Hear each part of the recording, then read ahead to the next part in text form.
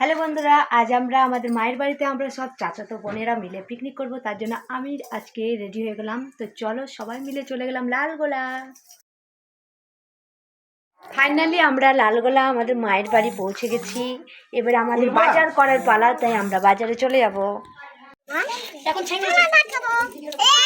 তো আমাদের বাজার করা একদম কমপ্লিট হয়ে গেছে। আর এটা হচ্ছে আমার প্যারা সারা ছোট ছোট ভাই জিসান। হ্যাঁ, লাইক কমেন্ট শেয়ার করে দেবো জিসানের জন্য।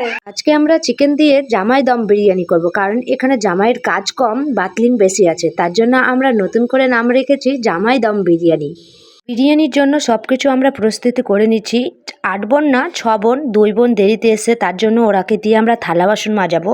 এদিকে আমি, জুলি, মেরিন সবাই মিলে চিকেনটাকে ম্যারিনেশন করে নিচ্ছি।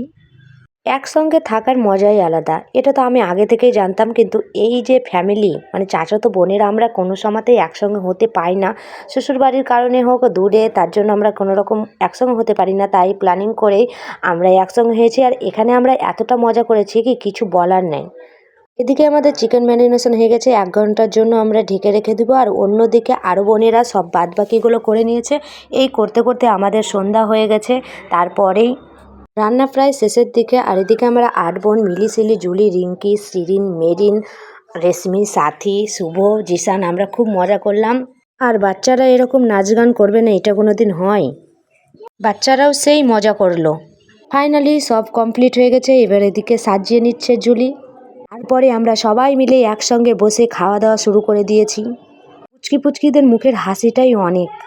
আর এবার থেকে আমরা ভেবেছি প্রত্যেক বছর একবার করে আমরা পিকনিক করব। আর যাদের থালা বাসন মাজার পালা, তারা থালা বাসনও মেজে